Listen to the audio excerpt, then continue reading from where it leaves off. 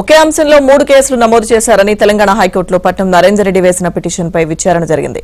ఒకే విషయంలో 3 ఎఫ్ఐఆర్లు ఎందుకు నమోదు చేశారని హైకోర్టు పీపీని ప్రశ్నించింది. పోలీసుల నుంచి వివరాలు తీసుకోవాలని ఆదేశించింది. తదుపరి విచారణ సోమవారానికి వాయిదా వేసింది.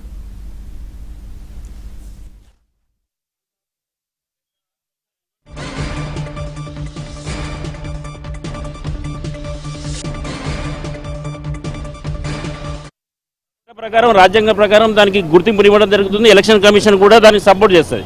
బట్ వేరే ఈ కేసులలో వాళ్ళు ఇండివిజువల్గా ఒక ఎమ్మెల్యేకు వాళ్ళకు లాభసాటి కార్యక్రమాలు చూపించి వాళ్ళకి మినిస్టర్ ఇస్తామని చెప్పేసి, నామినేట్ పదవులు ఇస్తామని చెప్పి, కాంట్రాక్ట్లు ఇస్తామని చెప్పేసి ఒక పార్టీని చీల్చి వీళ్ళ పార్టీలో చేసుకొని ఈ రకంగా ప్రలోభ పెట్టడం, మభ్యపెట్టడం అనేది ఇది చట్టరీత్యా నేరం.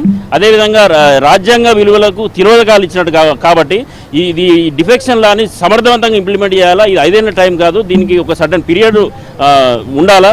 దీన్ని అవసరమైతే చట్టాల్లో అమెండ్మెంట్స్ కూడా తీసుకురావాలా. దీన్ని సుప్రీంకోర్టులో ఛాలెంజ్ చేసి దీన్ని ఏదైతే 5 years టర్మ్ కాకుండా ఒక సర్టన్ పీరియడ్లో తీసుకోవాలనే నిబంధన కూడా తీసుకురావాల్సిన అవసరం కూడా ఉన్నది.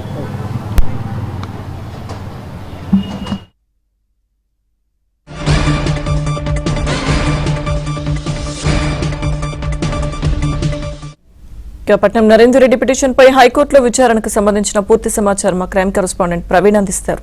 ప్రవీణ్,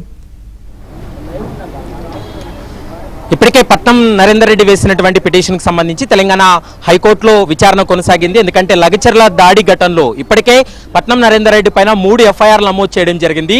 ఒకే నేరానికి సంబంధించి 3 ఎఫ్ఐఆర్లు నమోదు చేయడాన్ని తప్పుపడుతూ పట్నం నరేందర్ రెడ్డి తెలంగాణ హైకోర్టును ఆశ్రయించడంతో తెలంగాణ హైకోర్టు విచారణ జరిపింది.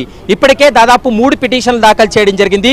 తన పైన నమోదైనటువంటి కేసును క్వాష్ చేయాలనేటువంటి పిటిషన్తో పాటు మరోవైపు కోర్టు ధిక్కరణ కింద పోలీసులు సుప్రీంకోర్టు గైడ్లైన్స్ పాటించకుండా గతంలో ఒక ప్రజాప్రతినిధిగా పనిచేశాను, ఆ నామ్స్ పాటించకుండా తనని అక్రమంగా అరెస్ట్ చేశారు కాబట్టి పోలీసుల పైన కోర్టు ధిక్కరణ కేసు నమోదు చేయాలనేటువంటి అంశానికి సంబంధించి మరొక పిటిషన్, ఒకే నేరంతో 3 ఎఫ్ఐఆర్లు నమోదు చేయడాన్ని తప్పుపడుతూ కూడా 3 ఎఫ్ఐఆర్, మొత్తం 3 పిటిషన్లు కూడా ప్రస్తుతం అయితే తెలంగాణ హైకోర్టులో వేయడం జరిగింది. ఈరోజు 3 కేసులు నమోదు చేయడాన్ని సంబంధించినటువంటి విచారణ తెలంగాణ హైకోర్టులో కొనసాగింది.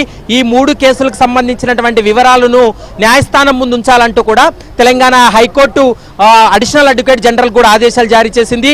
దీంతో పాటు ఈ కేసుకు సంబంధించి అసలు ఏం జరిగింది, ఏ అంశాలను ప్రాతిపదికన తీసుకొని వాళ్ళని అరెస్ట్ చేశారనేటువంటి అంశానికి సంబంధించి కూడా ప్రస్తుతం తెలంగాణ హైకోర్టు ప్రభుత్వాన్ని కూడా క్వశ్చన్ చేయడం జరిగింది. దీంతో తదుపరి విచారణ సోమవారానికి వాయిదా వేస్తూ తెలంగాణ హైకోర్టు నిర్ణయం తీసుకుంది. సోమవారంలోగా ఈ 3 ఎఫ్ఐఆర్లకు సంబంధించినటువంటి వివరాలు, ఎఫ్ఐఆర్లకు సంబంధించినటువంటి నివేదిక రూపంలో కోర్టుకు సబ్మిట్ చేయాలంటూ కూడా ఆదేశాలు ఇచ్చింది. కాబట్టి సోమవారం రోజు ఈ 3 ఎఫ్ఐఆర్లకు సంబంధించి కూడా మరోసారి విచారణ కొనసాగుతుంది.